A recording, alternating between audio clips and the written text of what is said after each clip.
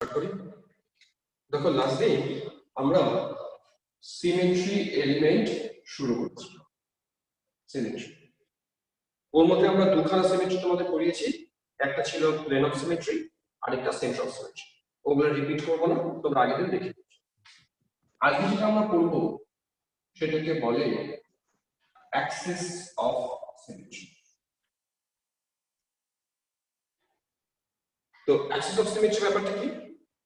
ধরো একটা triangle draw করি। হ্যাঁ, আগে ট্রায়াঙ্গেল বোঝাই অ্যাক্সিস অফ সিমেট্রি কি, তারপরে আমরা কম্পাউন্ড দিয়ে বোঝাবো।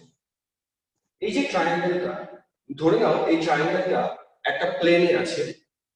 আমি এই পয়েন্টগুলোকে নাম্বারিং করি 1 2 3।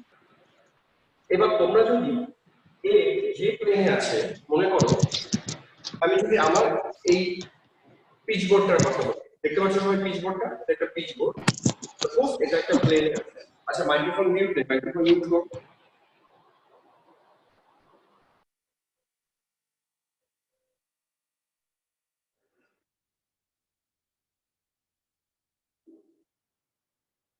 দেখো ভালো করে বুঝবে। ধরো এই যে পিচবোর্ড, এই পিচবোর্ডটাকে যদি আমি এইভাবে প্লেনে রাখি, তার উপরে যদি আমি একটা অ্যাক্সিস দিই, এটাকে তুমি এবার এভাবে ভাবো। মানে প্লেনটা আমার ছিল এরকম, আমি তার পারপেন্ডিকুলার একটা অ্যাক্সিস ড্র করেছি, সেটাকে আমি বোর্ডে এরকম ভাবে রেখেছি।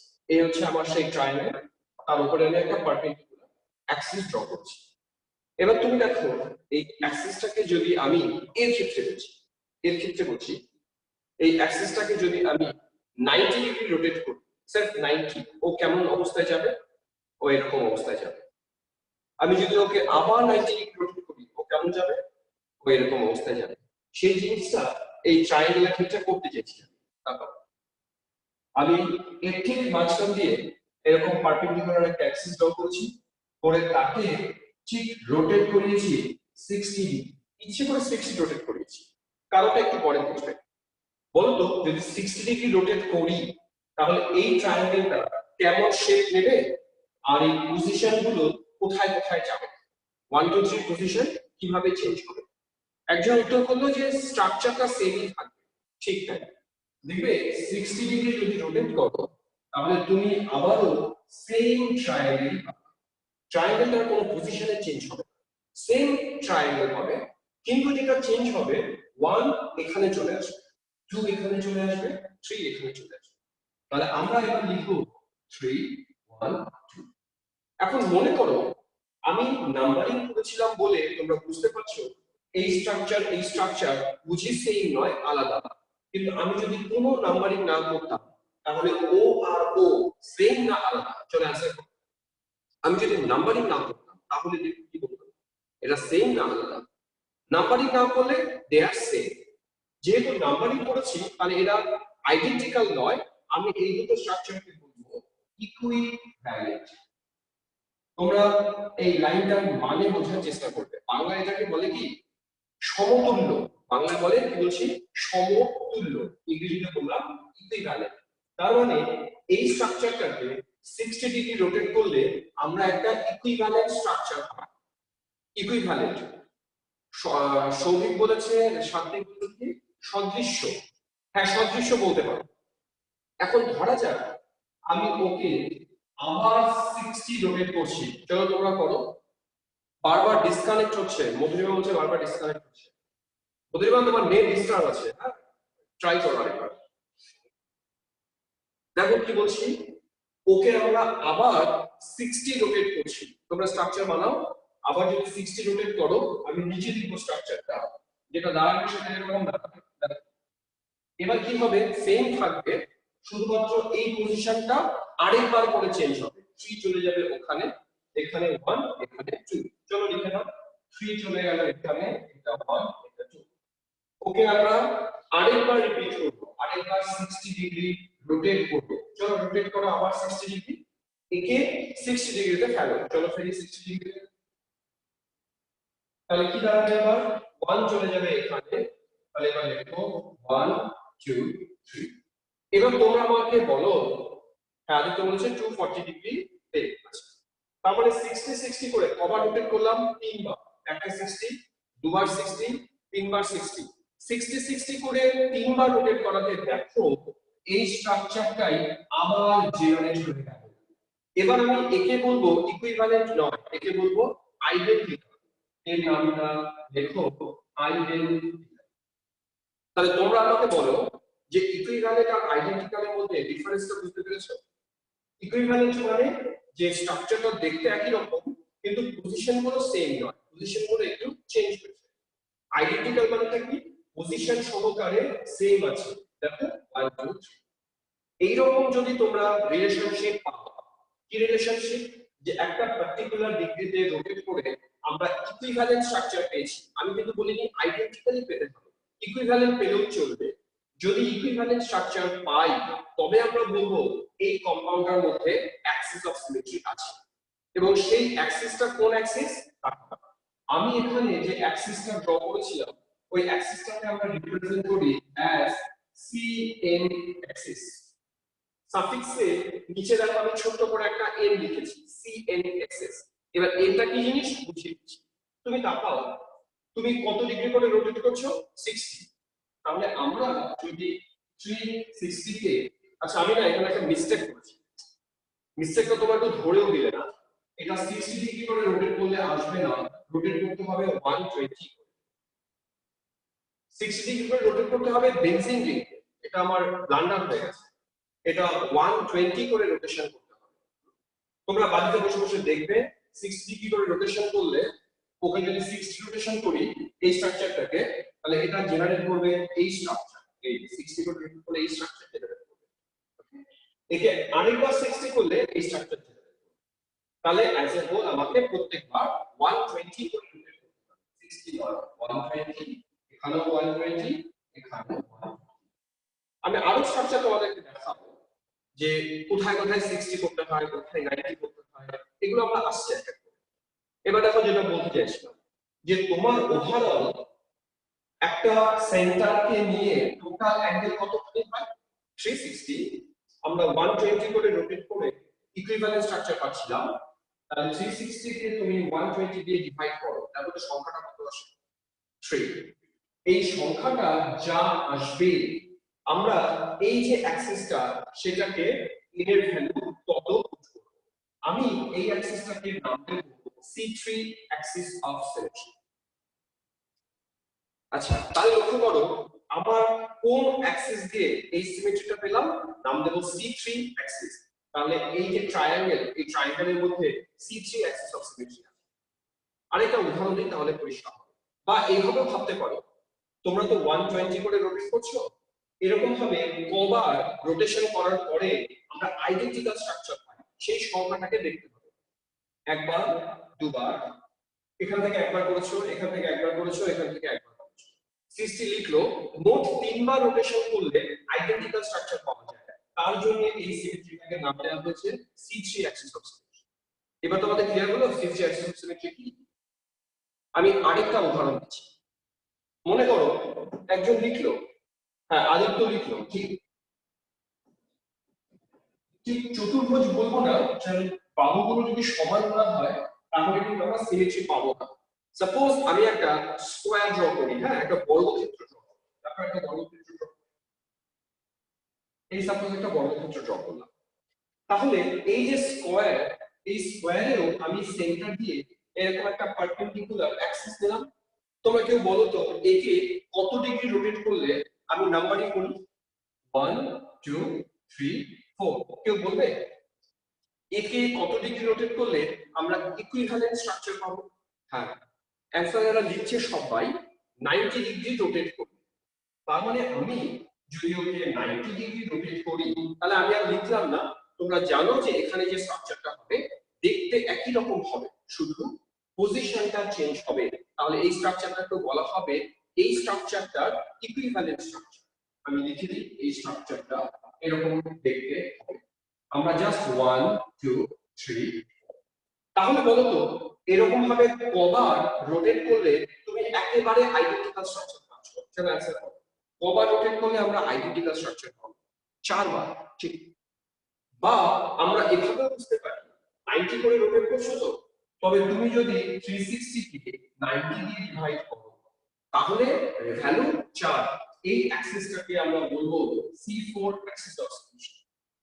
এরকম ভাবে আমরা অ্যাক্সিসকে নাম্বার নেমিং করি যে কোন অ্যাক্সিসটাকে কত অ্যাক্সিস বলবো। আশা করি তোমাদের ব্যাপারটা ক্লিয়ার হয়েছে, ক্লিয়ার হওয়া উচিত। আমি আরেকটা উদাহরণ দিই। মনে করো এবার বেনজিন রিংয়ে আসে, এই হলো তোমার বেনজিন রিং। চলো আমি আর বলবো না, তোমরা অ্যানসার করো। বেনজিন রিংয়ে কোন অ্যাক্সিস অফ সিমেট্রি পাওয়া উচিত? চলো বলো। তন্ময় বলেছে 60, না 60 তো রোটেট করব, আমি অ্যাক্সিস অফ সিমেট্রিটাকে বলছি C6। তাহলে তোমাকে বলতে হবে বেনজিনে আছে C6 Axis of symmetry. Clear না? C6, বিষয়টা সহজ। এবার একটা প্র্যাকটিক্যাল এক্সাম্পল দেখ। মনে করো কার্বন ডাই অক্সাইড সি ও। এবার লক্ষ্য করো কার্বন ডাই অক্সাইড হচ্ছে এরকম লিনিয়ার মলিকিউল। তো আমি যদি এই মলিকিউলটার মধ্যে একটা পারপেন্ডিকুলার, এর উপরে পারপেন্ডিকুলার একটা অ্যাক্সিস নিই, তোমরা বলতে পারবে এটা উত্তর লিখে দিয়েছে। কত ডিগ্রি রোটেট করলে এইরকম স্ট্রাকচারই প্রডিউস হবে আবার? এরা সবাই লিখেছে C2। Very good. কেন C2? তুমি লক্ষ্য করো, আমি যদি একে 180 ডিগ্রি রোটেট করি এবং যদি নাম্বারিং করি, এই অক্সিজেনটাকে 1, এই অক্সিজেনটাকে 2, তোমরা লক্ষ্য করো 180 মানে এ যাবে ওর জায়গায়, ও আসবে ওর জায়গায়, তাহলে স্ট্রাকচারটা হবে এরকম 1 2। কিন্তু আমি এই স্ট্রাকচারকে এর ইকুইভ্যালেন্ট স্ট্রাকচার করব। 180 করেছো, তাই 360 কে 180 দিয়ে যদি ডিভাইড করো, ভ্যালু আসছে 2। তাই এই অ্যাক্সিসটাকে বলবো আমরা C2 অ্যাক্সিস অফ সিমেট্রি। তো এইরকম ভাবে তিনখানা অ্যাক্সিস অফ সিমেট্রি বলে দিলাম। আরেকটা আছে, সেটা তোমাদের সিলেবাসে নেই জন্য বললাম না, ওটাকে বলে হচ্ছে অল্টারনেটিং অ্যাক্সিস অফ সিমেট্রি। নামটা শুধু বলে রাখলাম, যদি কারো ইচ্ছে করে বই থেকে দেখতে পারো, তোমাদের টেক্সট বইতে থাকবে না, দরকার নেই আমাদের, ছেড়ে দাও। এবার আমি এই তিনখানা সিমেট্রি তোমাদের কেন পড়ালাম? তাহলে আমি তোমাদের আলটিমেটলি তিনখানা সিমেট্রি পড়ালাম। প্রথমটা কি ছিল? প্রথমটা ছিল প্লেন অফ সিমেট্রি, দ্বিতীয়টা ছিল সেন্টার অফ সিমেট্রি, আর 3 নম্বরটা ছিল অ্যাক্সিস অফ সিমেট্রি। এবার মাথায় রাখবে, তোমার কোন একটা কম্পাউন্ডের মধ্যে যদি এই যে তিনখানা সিমেট্রি বললাম, এই তিনখানা সিমেট্রির মধ্যে যদি একখানাও সিমেট্রি না থাকে, বলছি কোন রকম সিমেট্রি যদি না থাকে, তবে তুমি তোমার মলিকিউলটাকে অপটিক্যালি অ্যাক্টিভ করতে পারো। তাহলে আরেকবার শুনে নাও কথাটা। একটা মলিকিউল অপটিক্যালি অ্যাক্টিভ হবে না অ্যাক্টিভ হবে না, সেটা আমরা বুঝবো সিমেট্রি গুলো দেখে দেখে। আমি যদি দেখি যে মলিকিউলের মধ্যে কোনো সিমেট্রি নেই, তবে বলে দেবো কম্পাউন্ডটাকে অ্যাক্টিভ। আর যদি দেখি না ওর মধ্যে সিমেট্রি আছে, তবে বলবো অপটিক্যালি অ্যাক্টিভ। এই লাইনটা মুখস্থ থাকবে, বলো। তখন আমি একটা কম্পাউন্ডকে অপটিক্যালি অ্যাক্টিভ বলবো, কখন ইনঅ্যাক্টিভ বলবো? চলো অ্যানসার করো, রিপ্লাই করো। যখন সিমেট্রি একটাও সিমেট্রি প্রেজেন্ট থাকবে তখন অপটিক্যালি ইনঅ্যাক্টিভ। রাইট, যদি কোনো না কোনো সিমেট্রি প্রেজেন্ট থাকে তবে বলবো অপটিক্যালি ইনঅ্যাক্টিভ। আর যদি কোনো সিমেট্রি প্রেজেন্ট না থাকে, তবে তুমি চোখ বন্ধ করে বলবে অপটিক্যালি। এটা গেল প্রথম ক্রাইটেরিয়া। সাত্বিক বলেছে যে 360 ডিগ্রি। সাত্বিক, এইটাকে আমরা ঠিক অ্যাক্সিস অফ সিমেট্রির মধ্যে ধরি না, কারণ পৃথিবীতে যত মলিকিউলস আছে তাকে যদি তুমি 360 ডিগ্রি রোটেট করো, তবে ও সেম স্ট্রাকচার প্রডিউস করবেই। ওটাকে বলে C1 অ্যাক্সিস অফ সিমেট্রি। এগুলো আরো উঁচু ক্লাসে আছে, তো C1 কে আমরা ইগনোর করি। হ্যাঁ, C1 অ্যাক্সিস অফ সিমেট্রি সবার মধ্যেই থাকবে, ওটা বাদ। আচ্ছা, নেক্সট চলে যাই আরেকটা ক্রাইটেরিয়া। তাহলে অপটিক্যালি অ্যাক্টিভ হওয়ার একটা ক্রাইটেরিয়া তোমাদের বলে দিয়েছি, যে কোনো রকম সিমেট্রি থাকা যাবে না। এবার ক্রাইটেরিয়া নাম্বার 2। 2 তে বলা আছে মলিকিউলটার মধ্যে অ্যাট লিস্ট একটা হলেও কাইরাল সেন্টার থাকতে হবে। কথা দেখো, কাইরাল CHIRAL, কাইরাল সেন্টার থাকতে হবে। এবার কাইরাল সেন্টার ব্যাপারটা কি বোঝাচ্ছি। এই আমার কাছে একটা কার্বন আছে, এই কার্বনের সাথে CH3, এখানে একটা হাইড্রোজেন, এখানে একটা হাইড্রোজেন, এখানে একটা OH, এই একটা কম্পাউন্ড। প্যারালাল আরেকটা কম্পাউন্ড ড্র করলাম, CH3 COOH H। এই যে দুটো কম্পাউন্ড ড্র, তোমরা কেউ আমাকে বলো তো এই কার্বনটা হাইব্রিডাইজেশন কত আছে, কেউ অ্যান্সার করো। এই কার্বনের হাইব্রিডাইজেশন কি, এই কার্বনের হাইব্রিডাইজেশন কি? বা সবাই উত্তর লিখেছে sp3, কারণ এ কিন্তু কারোর সাথে কোথাও পাই বন্ড করে, তাহলে এই কার্বনটাকেও আমরা বলবো sp3, এই কার্বনটাকেও বলবো sp3। যদিও হাইব্রিডাইজেশন আমার এখানে প্রয়োজন ছিল না, তাও বললাম sp3। এখন লক্ষ্য করো এই যে কার্বন আর এই কার্বনের মধ্যে একটা ডিফারেন্স আছে। কি ডিফারেন্স? এই কার্বনের সাথে যে চারটা গ্রুপ যুক্ত, সেই চারটা গ্রুপ কে কে? একজন হচ্ছে CH3। দেখবে কার্বনের সাথে সবসময় চারটা গ্রুপ যুক্ত থাকবে, কারণ কার্বনের ভ্যালেন্সি 4। সেই চারটা গ্রুপ কারা কারা সেটা দেখি। CH3, COOH, হাইড্রোজেন আর OH। তোমরা লক্ষ্য করো এখানকার যে চারটা গ্রুপই ডিফারেন্ট। এই কথাটাকে হাইলাইট করি, চারটা গ্রুপই আলাদা। এই কার্বনটাতে এসো, এই চারটা গ্রুপ কিন্তু আলাদা নয়, এখানে দুটো গ্রুপ আলাদা, বাকি দুটো গ্রুপ সেম। কাইরাল বলতে আমরা সেই কার্বনকে বুঝি যে কার্বনের সাথে চারটাই ডিফারেন্ট গ্রুপ যুক্ত থাকে। তার মানে এই দুটো অপশনের মধ্যে বলতো কোন কার্বনটাকে আমরা কাইরাল বলবো? 2 নম্বর কার্বনটাকে, মানে 2 নম্বর মানে এটা কথা বলছি, সেকেন্ড কার্বনটাকে আমরা বলবো কার্বন। তাহলে কাইরাল কার্বন বোঝার উপায় কি? সহজ উপায়, যে কোথাও যদি দেখো কার্বন, এমন কার্বন আছে যার সাথে চারটা গ্রুপই আলাদা, সেই কার্বনটাকে বলবো কাইরাল। যদি তা না হয়, একটাও গ্রুপ যদি সেম হয়ে যায়, তখন একে আর কাইরাল। এবার তোমরা যদি দেখো যে না কম্পাউন্ডে কাইরাল কার্বন আছে, তখন সেই কম্পাউন্ডটাকে বলবো অপটিক্যালি অ্যাক্টিভ। কাইরাল কার্বন নেই, অপটিক্যালি ইনঅ্যাক্টিভ। তারও কারণ আছে, আমরা আস্তে আস্তে আসছি। তাহলে এই কম্পাউন্ডটাকে আমরা বলে দেবো অপটিক্যালি অ্যাক্টিভ, আর এই কম্পাউন্ডটাকে বলে দেবো অপটিক্যালি ইনঅ্যাক্টিভ। তাহলে অ্যাক্টিভ ইনঅ্যাক্টিভের আমরা দুটো শর্ত বললাম। প্রথম শর্ত বললাম কাইরাল কার্বন থাকবে, তাহলে অ্যাক্টিভ। দ্বিতীয়টা কি বললাম? যে কম্পাউন্ডে কোন রকম সিমেট্রি থাকা যাবে না। এই দুটো লাইন তোমাদের পরিষ্কার হয়েছে কিনা বলো। এবার আমি এক এক করে উদাহরণ চলো বলো। অ্যাক্টিভ ইনঅ্যাক্টিভ কি করে বুঝবো? দুটো ক্রাইটেরিয়া। কেউ একজন মাইক্রোফোন অন করো, অন করে আমাকে দুটো ক্রাইটেরিয়া বলো যে কি কি ক্রাইটেরিয়া ফুলফিল করলে অ্যাক্টিভ বলা যায়, আদারওয়াইজ বলা যায়। চলো বলো। স্যার যদি কম্পাউন্ডের মধ্যে কোনো রকম সিমেট্রি না থাকে তাহলে অপটিক্যালি অ্যাক্টিভ, আর যদি কাইরাল সেন্টার থাকে তাহলে অপটিক্যালি অ্যাক্টিভ। কাইরাল সেন্টার থাকলে অ্যাক্টিভ, কোনো সিমেট্রি না থাকলে অ্যাক্টিভ। এবার আমি কয়েকটা উদাহরণ দিচ্ছি। চলো,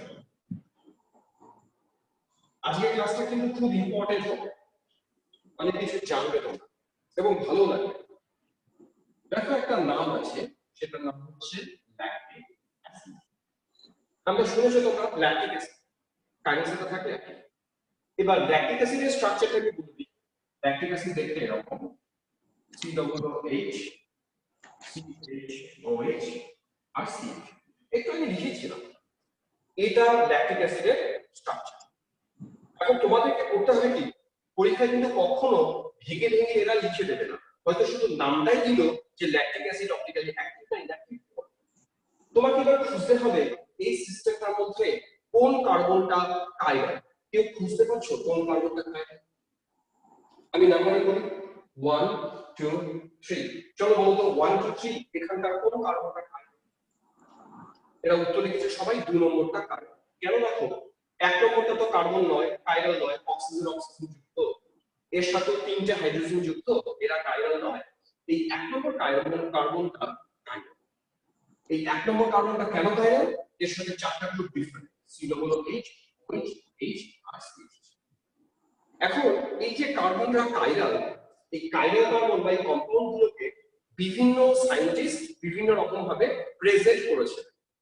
সেই প্রেজেন্টেশন অনুযায়ী তাদের আবার আলাদা আলাদা নাম হয়েছিল। এরকম প্রথম যে প্রেজেন্টেশনটা আমাদের সবথেকে ইম্পর্টেন্ট এই কম্পাউন্ড গুলোকে স্টাডি করার জন্য, সেই প্রেজেন্টেশনটাকে বলে হচ্ছে ফিশার প্রজেকশন ফর্মুলা। নামটা লিখে নাও, ফিশার প্রজেকশন ফর্মুলা। কি জিনিস ফিশার প্রজেকশন ফর্মুলা? সেটা ফিশার প্রজেকশনে বলা হয়েছে কম্পাউন্ডের মধ্যে কাইরাল কার্বন যতগুলো থাকবে আমি ততগুলো পয়েন্ট অফ ইন্টারসেকশন দিয়ে বোঝাবো। কিরকম? তুমি একটা ভার্টিক্যাল লাইন ড্র করো, হরাইজন্টাল লাইন একটা ড্র করো। আমি একটাই হরাইজন্টাল কেন দিলাম, আমার এখানে কাইরাল কার্বন একটাই আছে, আমি এই যে পয়েন্ট অফ ইন্টারসেকশন, এই পয়েন্ট অফ ইন্টারসেকশনটাকে এই কার্বনটাকে ইন্টিগ্রেট করছি। যদি আমার কম্পাউন্ডে দুটো কাইরাল সেন্টার থাকতো তাহলে আমি এরকম হরাইজন্টাল লাইন ড্র করতাম দুটো। তাহলে ফিশার প্রজেকশন লেখার নিয়মটা কি, ভার্টিক্যাল লাইন অলওয়েজ লিখবো একটা, আর কাইরাল কার্বন যতগুলো থাকবে সেই অনুযায়ী ততগুলো হরাইজন্টাল লাইন ড্র করব। আমি উদাহরণ দিয়ে বোঝাচ্ছি পরেরটা। এবার কাকে কোথায় পুট করবো, এর সবার উপরে কে ছিল, সি ডবল এইচ, তাহলে তুমি এই জায়গায় বসিয়ে দাও সি ডবল এইচ। সবার নিচে কে ছিল, সিএইচ, ভার্টিক্যাল লাইন বসিয়ে দাও সিএইচ। ক্লিয়ার হলো? এখন এই যে মাঝখানে কার্বন, আমি তোমাদের কি বললাম, এই কার্বনটা হচ্ছে এই কার্বন, এর সাথে দুটো গ্রুপ ডেফিনেটলি থাকবে, একটা OH আর একটা H। তাহলে আমি কি করলাম, ধরে নাও এখানে H বসালাম, এখানে OH বসালাম, এটা আমি করলাম। তো এটা একটা কম্পাউন্ড, এই কম্পাউন্ডের মধ্যে কোনটা কাইরাল, আমি কি বলেছি কোনটা কাইরাল হয়, পয়েন্ট অফ ইন্টারসেকশন যেখানে সেটি একটা কাইরাল কার্বনকে ইন্ডিকেট করে, এটাই আমার কাইরাল কার্বন।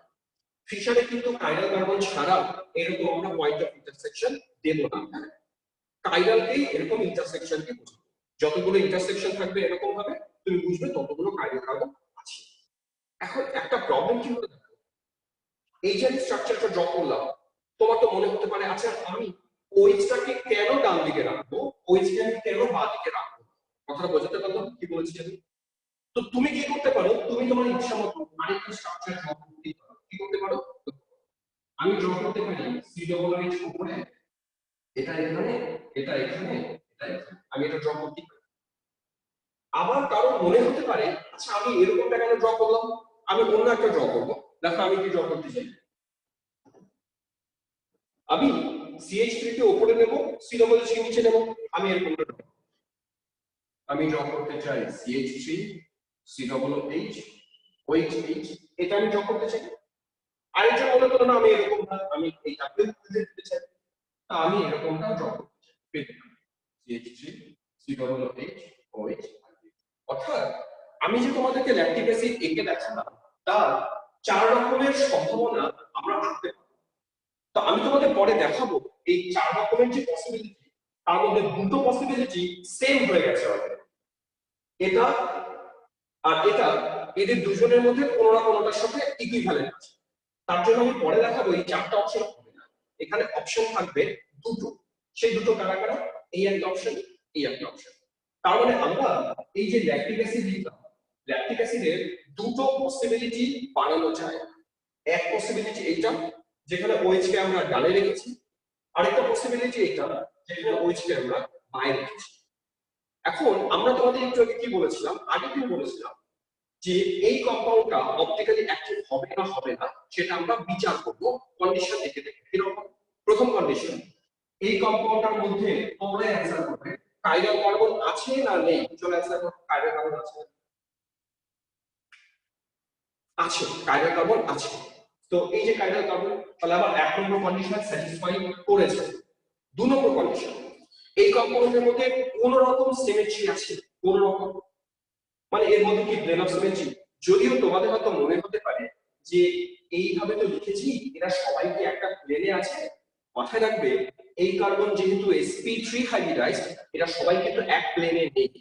sp3 হাইব্রিডাইজড হলে স্ট্রাকচার কেমন হয়, টেট্রাহেড্রাল, মানে এরকম হয়, একটা এরকম আরেকটা এরকম, তোমরা জানো টেট্রাহেড্রাল কেমন হয়, আরেকটা এরকম আরেকটা এরকম। তার মানে এর মধ্যে কিন্তু প্লেন অফ সিমেট্রিও নেই, এটা টেট্রাহেড্রাল কম্পাউন্ড। আমি ফিশারের নিয়মে এখানে লিখেছি, তার মানে এরকম ভেবো না যে কম্পাউন্ডটা প্ল্যানার আছে, এটা টেট্রাহেড্রাল। তাহলে কাইরাল কার্বন আছে এবং কম্পাউন্ডটার মধ্যে কোনো রকম সিমেট্রি নেই, তাহলে এই কম্পাউন্ডকে আমরা বলবো অপটিক্যালি অ্যাক্টিভ। বুঝা গেল অপটিক্যালি অ্যাক্টিভ কিভাবে আইডেন্টিফাই করলাম? তাহলে আমরা এই যে ল্যাকটিক অ্যাসিডকে বলে দিলাম এ অপটিক্যালি অ্যাক্টিভ। এখন লক্ষ্য করো এক্সপেরিমেন্টে যাই, আমরা তোমাদের বলেছিলাম যে কোন একটা কম্পাউন্ড যদি অ্যাক্টিভ হয় ওর মধ্যে যদি আমি প্লেন পোলারাইজড লাইট পাই, তার এরকম একটা ভাইব্রেশন ছিল, মনে আছে আগের দিনের ক্লাসে? তো এই লাইনটা কম্পাউন্ডকে পাস করে গেলে তার রোটেশনটা, ভাইব্রেশনটা দিক পরিবর্তন করবে, এটা ক্লকওয়াইজ চলে যেতে পারে বা অ্যান্টি ক্লকওয়াইজ চলে যেতে পারে। কথাটা মনে আছে না ভুলে গেছো? অপটিক্যালি অ্যাক্টিভের আমরা প্রথম দিন কি কন্ডিশন বলেছিলাম? আমরা বলেছিলাম যে ওর মধ্যে যদি আমরা প্লেন পোলারাইজ লাইট পাঠাই, দেখবে আগের দিনের ছবিটা এরকম ছিল, আমরা বলেছিলাম যে এই যে প্লেন পোলারাইজ লাইট তার যে ভাইব্রেশন আছে, সাপোজ এটা ভাইব্রেশন কোন কম্পাউন্ডের মধ্যে দিয়ে পাঠাও, সেটা যদি অপটিক্যালি অ্যাক্টিভ হয় তাহলে এই ভাইব্রেশনটা এই কম্পাউন্ডকে ক্রস করে যাওয়ার পরে তার রোটেশনটা দিক পরিবর্তন করে যাবে। তার মানে আইদার ইনিশিয়ালি এরকম ছিল, সেটা এরকম হতে পারে, ক্লকওয়াইজ হতে পারে, অথবা সেটা এরকম ভাবে অ্যান্টি ক্লকওয়াইজ যেতে পারে। এটা আমরা বলেছিলাম।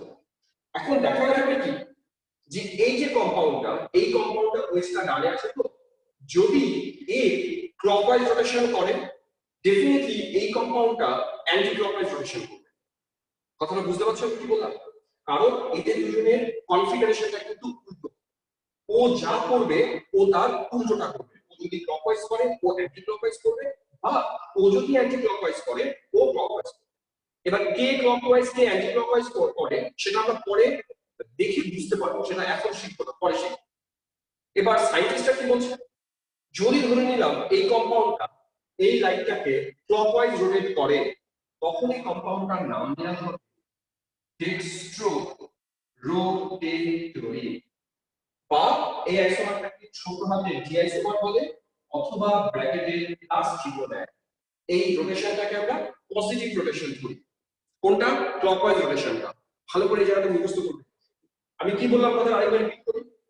যদি দেখা যায় যে কম্পাউন্ডের মধ্যে এই লাইনটা ফেললাম, তাতে এই যে ভাইব্রেশনটা সে এরকম ভাবে ক্লকওয়াইজ রোটেশন করে গেল। ক্লকওয়াইজ মানে এই যে ঘুরিতে এদিকে, তার মানে এ যদি ক্লকওয়াইজ রোটেশন করে যায় তখন এই কম্পাউন্ডের নাম বলবো আমরা ডেক্সট্রো রোটেটরি বা ডি আইসোমার বা প্লাস আইসোমার। আর যদি এরকম হতো এই যে ভাইব্রেশন সেটাকে এরকম অ্যান্টি ক্লকওয়াইজ রোটেশন করতো, তখন এটাকে আমরা নাম দেব লিভো, এলইএভিও, লিভো রোটেটরি, বা ছোট হাতে এল আইসোমার বা মাইনাস আইসোমার। দেখো বুঝতে পারলে? এছাড়া অন্য কোনো অপশন থাকবে না। একটা আইসোমার পাবো ডেক্সট্রো, আরেকটা আইসোমার পাবো লিভো, তার জন্য আমরা টোটাল দুটো আইসোমার। এইটুকু জায়গা ক্লিয়ার হয়েছে কিনা? না ক্লিয়ার হলে আমরা আরেকবার রিপিট করব। যে কাইরাল সেন্টার একটা ছিল, আমরা দুটো আইসোমার পেয়েছি, একটা পেয়েছি ডেক্সট্রো, আরেকটা পেয়েছি লিভো। এবং দেখা যাবে কি জানো, যদি এই আইসোমারটা এই ভাইব্রেশনটাকে ঘড়ির কাঁটার দিকে 60 ডিগ্রি রোটেশন করে, এ উল্টো দিকে 60 ডিগ্রি রোটেশন, তাহলে এর অপটিক্যাল রোটেশনের ভ্যালু আমরা +60 বলবো, এর অপটিক্যাল রোটেশনের ভ্যালু আমরা বলবো -60। যদিও ভ্যালুগুলো ক্যালকুলেট করা এত সহজ নয়, এগুলো আমরা এখন পারবো না, কিন্তু পরে উচ্চ ক্লাসে শিখব। এটা কোন গ্রুপ পজিশন চেঞ্জ করে না। হ্যাঁ, এটা গ্রুপ ওয়াইজ, তারপরে তোমার স্ট্রাকচার ওয়াইজ রোটেশন গুলোর ভ্যালু চেঞ্জ করে। কোন সলভেন্টে আমরা মেজারমেন্ট করছি এগুলোর উপর ডিপেন্ড। আমি আসছি আস্তে আস্তে। তাহলে বুঝে নিলাম।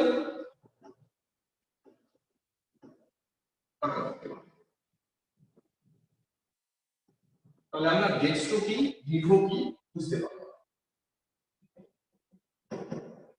এখন আমি আরেকটা স্ট্রাকচার ড্র করছি।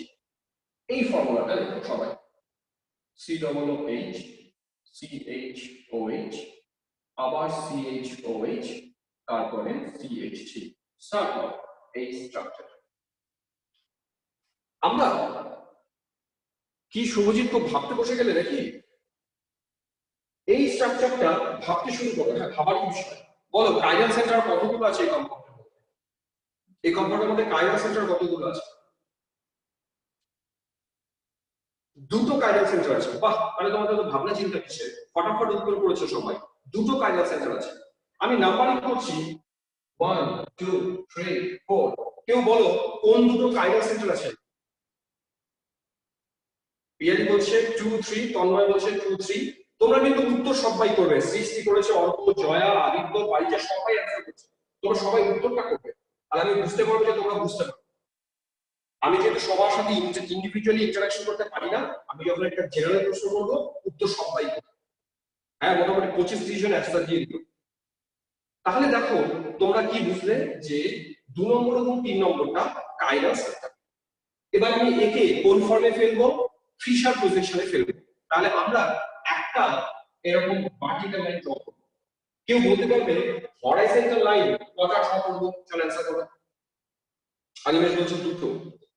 তোমরা কেন উত্তর করলে হরাইজন্টাল লাইন দুটো ড্র করবো? কারণ কাইরাল সেন্টার আছে দুটো। যদি তিনটে কাইরাল সেন্টার থাকতো, একটা ভার্টিক্যাল দিয়ে বাকি তিনটে হরাইজন্টাল লাইন ড্র করতাম। ওকে, তাহলে আমরা দুটো ড্র করলাম। এখন টপ ও আছে, সি ডবল এইচ কে আমরা উপরে বসিয়ে দিলাম। চলো সি ডবল এইচ কে উপরে বসিয়ে দিলাম, আর নিচে CH3 কে বসাবো, নিচে CH3 কে বসাবো। এবার একটা প্রবলেম আছে। কি প্রবলেম? প্রবলেমটা হচ্ছে এই কার্বনের OH আর H আছে, আমি ধরলাম এখানে OH বসালাম, এখানে H বসালাম। এই কার্বনে OH আর H আছে, আমি ধরলাম এখানে OH বসালাম। এবার বলো তো, আমি এখানে যা কাণ্ড করলাম এছাড়া আর কি পসিবিলিটি জেনারেট করে না করে না? মানে তোমাদেরকে যদি আঁকতে বলি, এ বাদ দিয়ে কি আরো স্ট্রাকচার আঁকা যাবে না যাবে? সবাই উত্তর করছে যে আরো স্ট্রাকচার আঁকা যেতে পারে। কারণ দেখো, কোনো হার্ড এন্ড ফাস্ট রুল নেই যে OH দুটোকে আমি ডানেই বসাবো, তার কোনো হার্ড এন্ড ফাস্ট রুল নেই। আমি আমার ইচ্ছে মতো বসাতে পারি।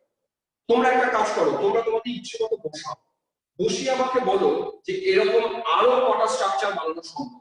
2 মিনিট সময় দেবা, ফার্স্ট করো। তোমরা আর কটা কটা পসিবিলিটি আছে সেটা করে আমাকে রেসপন্স করো। হ্যাঁ, একজন রেসপন্স করে দিয়েছে, ও বলছে আরো 3টে বানানো সম্ভব। বাকিরা বলো। ঠিক, সবাই উত্তর করছে। Very good. ওকে, সবাই উত্তর যেটা করলো, উত্তর সবারই সঠিক। আমরা আরো 3টে পসিবিলিটি বানাতে পারি। দেখো কিভাবে বানাবো।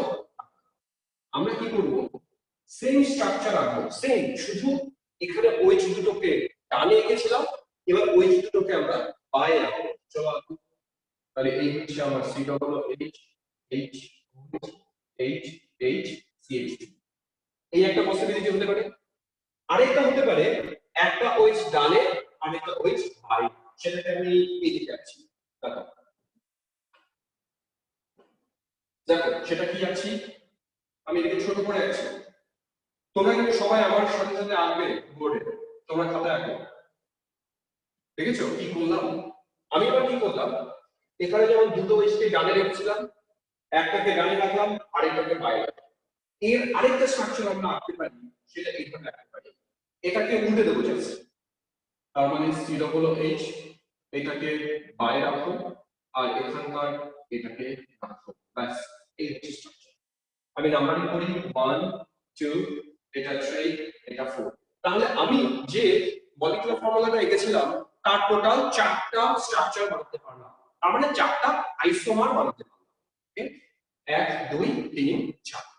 এখন এই 4টাই তোমরা লক্ষ্য করে দেখবে অপটিক্যালি অ্যাক্টিভ হবে না সেটাকে বুঝবো। প্রথম কথা, কাইরাল সেন্টার তো এদের মধ্যে আছেই, সিমেট্রি আছে কিনা খুঁজবো। এবার সিমেট্রি ক্ষেত্রে আমি একটা কথা বলি, আমরা তোমাদেরকে বলেছিলাম যে সিমেট্রি তিন রকমের হয়। তোমরা পরীক্ষার সময় কিন্তু এই 3টে সিমেট্রি খুঁজে বের করতে অসুবিধা হবে, পারবে না। তোমরা শুধু প্লেন অফ সিমেট্রিটা খুঁজবে, ব্যাস। দেখো তো, এই কম্পাউন্ডের মধ্যে আমি যদি এদিক দিয়ে একটা প্লেন টানি, তাহলে এই অংশ আর এই অংশ সেম না আলাদা? চলো অ্যান্সার করো। আমি যদি এদিক দিয়ে একটা প্লেন টানি, তাহলে এই পোরশন আর এই পোরশন সেম না আলাদা? আলাদা। আলাদা দেখে বুঝতে পারছো এটা সি ডবল এইচ আর এটা CH3। তার মানে আমরা বলছি প্লেন অফ সিমেট্রি নেই, মানে সিমেট্রি নেই। তাহলে আমার প্রত্যেকটা কম্পাউন্ড অপটিক্যালি অ্যাক্টিভ। কথাটা বুঝতে পারলাম? আমার প্রত্যেকটা কম্পাউন্ড অপটিক্যালি অ্যাক্টিভ, কারণ সিমেট্রি কোনো কম্পাউন্ডের মধ্যে নেই। তাহলে আমি এই যে কম্পাউন্ডটা লিখেছিলাম তার টোটাল 4খানা আইসোমার পেলাম, যে 4খানাই অপটিক্যালি। বোঝা গেছে কিভাবে বের করতে হলো 4খানাই অপটিক্যালি অ্যাক্টিভ?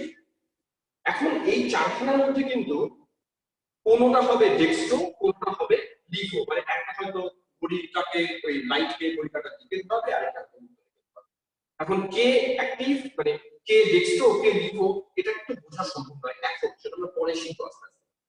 এবার যে জায়গাতে যেতে চাইছি তা কি বলছে একটা, হ্যাঁ আমি লেখাটা পুরো পড়তে পারলাম না, আচ্ছা ঠিক আছে তাকাও। তাহলে 4টা আইসোমার আমরা পেলাম। তোমরা লক্ষ্য করে দেখো আগের বার কাইরাল সেন্টার ছিল একটা, আইসোমার পেয়েছিলাম দুটো। এবারকার কম্পাউন্ডটাতে কাইরাল সেন্টার ছিল দুটো, আইসোমার পেলাম চারটা। আমি যদি আরেকটা স্ট্রাকচার ড্র করি, যদি কাইরাল সেন্টার তিনটে থাকে, তোমরা জানো তিনটে কাইরাল সেন্টার থাকে, যদিও বানানোটা কমপ্লিকেটেড হবে, কটা আইসোমার পাওয়া যাবে? আচ্ছা, রিটার্ন বলছে, বেশিরভাগই বলছে 6টা। আমি একটা ফর্মুলা বলে দিই। ফর্মুলাটা কি জানো? আইসোমারের সংখ্যা। লেখো ফর্মুলাটা, 2 টু দি পাওয়ার n। দেখো, লেখো যে number of optically active isomer 2 to the power n, যেখানে n হচ্ছে কাইরাল কার্বনের সংখ্যা। চলো লেখা আছে। এইবার তোমরা আমাকে অ্যান্সার করো, 2 টু দি পাওয়ার n যদি হয়, n যদি কাইরাল কার্বনের সংখ্যা হয়, তিনটে হলে 2 টু দি পাওয়ার 3, অ্যান্সার হবে 8টা। তাহলে এটা হচ্ছে সহজ উপায় বের করা। চারটা কাইরাল সেন্টার থাকবে, তাহলে কটা আইসোমার প্রডিউস করতে? সাপোজ তোমার কম্পাউন্ডে 4টা কাইরাল কার্বন আছে, কটা আইসোমার প্রডিউস করবে? 16টা। 2 টু দি পাওয়ার 4 যাব তখন আমরা। 4টা কাইরাল সেন্টার মানে 2 টু দি পাওয়ার 4, অর্থাৎ 16টা আইসোমার প্রডিউস করবে। তাহলে আইসোমার কি করে প্রডিউস করে তোমরা বুঝতে পারছো, খুব সহজ। কাইরাল কার্বন দেখবো আর আইসোমার ফর্মুলা দেখবো, আইসোমার বানিয়ে দেবো যে এর এতগুলো আইসোমার হবে। এবার ইন্টারেস্টিং কয়েকটা জিনিস, খুব সহজ ব্যাপারটা। এবার তাকাও, এই আইসোমার আর এই আইসোমারের মধ্যে দুটোই অপটিক্যালি অ্যাক্টিভ। এখন তোমরা দেখো, এই দুটোর মধ্যে আমি যদি এদের মাঝখান দিয়ে একটা আয়না দিই, আয়না মানে বুঝতে পারছো, একটা মিরর দিয়ে দিলাম এইখানে, তোমরা বলো এই দুটোর মধ্যে একটা রিলেশনশিপ আছে, এটাকে আমরা বলি mirror image relationship. Mirror image ব্যাপারটা কি? তোমরা নিজেরা দেখবে দুটো হাত এরকম ভাবে দাও, সবাই নিজের হাতের সামনে রাখো, সবাই দুটো হাত এরকম ভাবে সামনে এনে কল্পনা করো তার মাঝখানে একটা আয়না আছে, তার মাঝখানে একটা আয়না আছে। দেখো তো এই হাত দুটো মিরর ইমেজ না? রিপ্লাই করবে মিরর ইমেজ কি মিরর ইমেজ না? তোমার হাত এই দুটো পরস্পরের মিরর ইমেজ, মিরর ইমেজ না? সবাই উত্তর করেছে মিরর ইমেজ, মিরর ইমেজ। এবং আরেকটা জিনিস লক্ষ্য করো, মিরর ইমেজ তো বুঝলাম, এবার তোমরা করো কি, একটা হাতকে নিয়ে আরেকটা হাতের উপর বসাও তো দেখি বসে কিনা। বসানো মানে বুঝতে পারলে, আমি ধরো এই ডান হাত নিলাম, ডান হাতটাকে নিয়ে বাঁ হাতের উপর বসানোর চেষ্টা করলাম, দেখো তো হুবহু বসানো যায় কিনা। দেখি তোমরা অ্যান্সার কি করো। সবাই অ্যান্সার করেছে না, বসানো যায় না, হুবহু বসানো যায় না। যদি, এবার তাকাও, যদি এরকম হয়, ধরা যাক আমি এইদিকে বোর্ড দেখা যাবে, এবার মনে করো এ একটা অ্যালফাবেট, এ একটা অ্যালফাবেট, দুটোই এ এ। এবার তুমি যদি এই এটাকে নিয়ে এই এর ওপর বসাতে চাও, বলো বসানো যাবে না যাবে? এই এ ওকে যদি এই এর ওপর বসাতে চাই, বসানো যাবে। এটাকে আমরা ইংরেজিতে বলি সুপারইম্পোজ করা যায়। কথাটা ভালো করে শোনো, কি বলছি কথাটা, কি বললাম? সুপারইম্পোজ করা যায়। সুপারইম্পোজ মানে কি? একটাকে নিয়ে হুবহু আরেকটার উপর যদি বসাতে পারি, তাহলে ওটাকে বলবো সুপারইম্পসিবল। বাংলা বলে সুপারইম্পোজ করা যায়, আর সুপারইম্পোজকে বাংলায় আরেকটা নাম আছে কি, সমাপতিত, এরকম একটা নাম আছে। তো আমরা ওই সমাপতিত নামে যাবো না, আমরা বলবো সুপারইম্পোজ করা যাবে। এখন তোমরা বলো তো, তোমার এই হাত দুটো সুপারইম্পোজ করা যাবে না যাবে? অ্যান্সার করো। না, তাহলে এদেরকে আমরা বলবো নন সুপার ইম্পসিবল। যদি সুপার ইম্পোজ করা না যায়, তাহলে নামটা নন সুপার ইম্পসিবল। নামটা লিখি আমি, কোথায় লিখবো নামটা? এখানে, নন সুপার ইম্পসিবল। এবার আমাকে বলো, এই স্ট্রাকচারে এসো, এই দুটো স্ট্রাকচার হচ্ছে মিরর ইমেজ। এবার বলবো একে হুবহু এর উপরে বসানো যাবে না যাবে না? অ্যান্সার করো। একে তুলে এর উপরে বসানো যাবে না যাবে না? বেশিরভাগ বলছে যাবে না। তার মানে এদের দুজনের মধ্যে রিলেশনশিপটা হচ্ছে নন সুপার ইম্পসিবল রিলেশনশিপ। ঠিক এইরকম যদি আমরা দুটো আইসোমারকে পাই যারা নিজেদের মিরর ইমেজ, কিন্তু তাদেরকে সুপার ইম্পোজ করা যায় না, এই দুটো আইসোমারকে তখন বলা হবে এনানশিওমার। আমি নামটা লিখে দেখি, এই দুটো আইসোমারকে বলা হবে এনানসিওমার। কথাটা বুঝতে পারলে এনানসিওমার কাকে বলে? তাহলে তোমরা এই টার্মটা লেখো এনানসিওমার। এর কিন্তু কোনো বাংলা টার্ম নেই, ওকে এনানসিওমারই বলে বাংলাতে। তাই যারা বাংলা মিডিয়ামে আছো তাদেরকে এটাই মুখস্থ করতে হবে যে এনানসিওমার। তাহলে কাকে বলে এনানসিওমার? তোমরা বলবে যে এমন দুটো আইসোমার, যেমন আমার হাত, এই বলো তো আমার এই হাত দুটো পরস্পরের এনানসিওমার না এনানসিওমার নয়? রাইট, এরা এনানসিওমার, কারণ এরা মিরর ইমেজ এবং তাদেরকে সুপারইম্পোজ করা যায় না, তাই এদেরকে আমরা বলবো পরস্পরের এনানসিওমার। সেম লজিকে তোমরা আবার বলতো 3 নম্বর এবং 4 নম্বর, এদেরকে আমরা এনানসিওমার বলতে পারি না পারি না? 3 এবং 4, 3 এবং 4 এরা এনানসিওমার না এনানসিওমার নয়? সৃষ্টি, অনিমেষ, ঐশ্বরিয়া এরা সবাই বলছে বলা যাবে। তার মানে 3 এবং 4 এরাও এনানসিওমার। তাহলে লিখে নাও এদের মাঝখানে যে এরাও এনানসিওমার। তাহলে আমরা আজকে নতুন একটা টার্ম শিখে গেলাম এনানসিওমার। এর ডেফিনিশনটা তোমরা বাড়িতে লিখবে। এবার যদি আমি 1 নম্বর এবং 4 নম্বরের মধ্যে কম্পেয়ার করি, তাহলে 1 এবং 4, বলতো 1 এবং 4 এরা পরস্পরের মিরর ইমেজ হবে? প্রথমে আগে মিরর ইমেজ দেখবো, সুপার ইম্পোজেবল তো পরের কথা। 1 এবং 4 এরা মিরর ইমেজ হবে কিনা? অ্যান্সার বেশিরভাগ বলে দিয়েছে না, হবে না, এরা মিরর ইমেজই না। তো যদি এরকম দুটো কম্পাউন্ড হয়, মলিকিউলার ফর্মুলা এক, কিন্তু তারা নিজেদের মধ্যে মিরর ইমেজ রিলেশনশিপে থাকে না, ওদেরকে আমরা বলি ডায়াস্টিরিও আইসোমার। আমরা লিখি এখানে লিখছি ডায়াস্টিরিও আইসোমার। তাহলে দুটো নাম তোমাদেরকে আজকে শেখালাম, একটা নাম এনানসিওমার আর একটা নাম ডায়াস্টিরিও আইসোমার। এবার ডায়াস্টিরিও আইসোমার সম্পর্কে প্রশ্ন করি, বলতো 2 এবং 4 এদের মধ্যে রিলেশনশিপটা কি? এনানসিওমার না ডায়াস্টিরিও আইসোমার? 2 এবং 4 diastereo isomer. Good, 2 4 diastereo isomer. যদি বলি 1 3, आंसर করবে 1 3, 1 3ও ডায়াস্টিরিও আইসোমার। তার মানে এখানে মাত্র 1 এবং 2 এনানসিওমার, 3 এবং 4 এনানসিওমার, বাকি যে কোনো কম্বিনেশন হবে এরা ডায়াস্টিরিও আইসোমার। তাহলে তোমরা ডায়াস্টিরিও আইসোমার আর এনানসিওমার কি বুঝতে পারবে। পারিজাত বলছে ডায়াস্টিরিও আইসোমারটা আবার রিপিট করব। ডায়াস্টিরিও আইসোমার তাদেরকে বলবো যাদের মলিকিউলার ফর্মুলা সেম কিন্তু তাদেরকে মিরর ইমেজ রিলেশনশিপে রাখা যায় না, তাদেরকে আমরা বলবো ডায়াস্টিরিও আইসোমার। কিন্তু মলিকিউলার ফর্মুলা কিন্তু সেম ওদের, না হলে তো আইসোমার বলাই যাবে। কিন্তু মিরর ইমেজ রিলেশনশিপ পাচ্ছি না যাদের মধ্যে, তাদেরকে বলছি ডায়াস্টিরিও আইসোমার। ওকে, এবার তাহলে এই যে আমি 1 আর 2 কে এনানসিওমার বলছি, এনানসিওমারের গুরুত্বটা কি?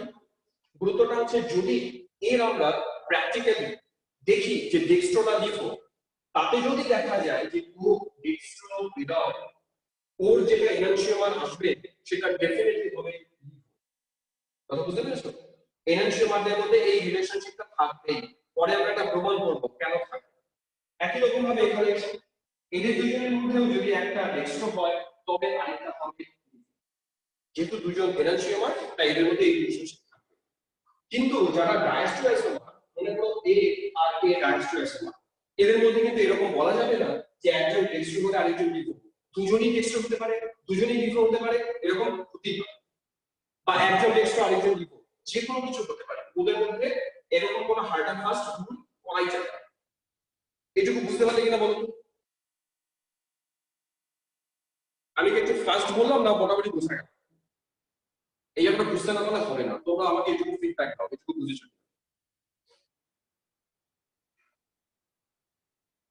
ওকে, চলো এটুকু ক্লিয়ার হয়েছে, এবার আমি প্রবলেমে যাব। ঠিক, আমি মুছে দিলাম তাহলে।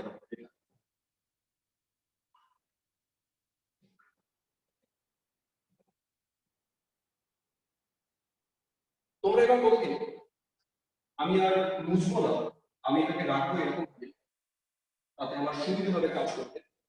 তোমরা আরেকটা molecule COOH CHOH CHOH COOH, এবার এই কম্পাউন্ডটা আগের বারের সাথে একটা জায়গায় পার্থক্য আছে, বলতো কোন জায়গায় পার্থক্য আছে? এই যে কম্পাউন্ডটা লিখতে বললাম তোমাদেরকে, এই কম্পাউন্ডটা আর আগেরটার মধ্যে কোথায় পার্থক্য আছে? হ্যাঁ, CH3 জায়গায় COOH করে দিয়েছি, দুটোই COOH। তাহলে তোমরা এর সেম স্ট্রাকচার চারটা বানাবে, তাতে এইটাকে আমরা করে দেবো COOH, এটাও COOH, বাকি এটাও COOH, এটাও COOH। চলো চারটে স্ট্রাকচার সবাই বানাবো, এও COOH, এও COOH। বানানো বলে ডান বলো, তারপরে তারপরে এবার আমরা ওরও চারটা স্ট্রাকচার বানাতে পারবো। চারটা বানাও, বানিয়ে বলো ডান। হয়েছে সবার? তাকাও, ওকে ডান। এবার দেখো, তোমরা লক্ষ্য করে দেখো, আমি এটাকে মুছি। এই স্ট্রাকচারটাতে দুটো কাইরাল সেন্টার আছে, এটা একটা কাইরাল সেন্টার, এটা একটা কাইরাল সেন্টার। আমরা বলেছিলাম যে শুধু কাইরাল সেন্টার দেখে কিন্তু চোখ বন্ধ করে তুমি অ্যাক্টিভ বলবে না, তুমি সিমেট্রি খোঁজার চেষ্টা করবে। আমরা দেখলাম যে এই কম্পাউন্ডে কাইরাল সেন্টার আছে, কিন্তু তার সাথে একটা জিনিস দেখো, যেহেতু এই পোর্শন দুটোই COOH, আমরা যদি এর মধ্যে একটা প্লেন টানি, এই প্লেনটা মলিকিউলটাকে সমান দুভাগে ভাগ করেছে কিনা বলো, আচ্ছা করো। পরিষ্কার দেখা যায় যে এই প্লেনটা মলিকিউলটাকে দুটো ভাগে ভাগ করেছে।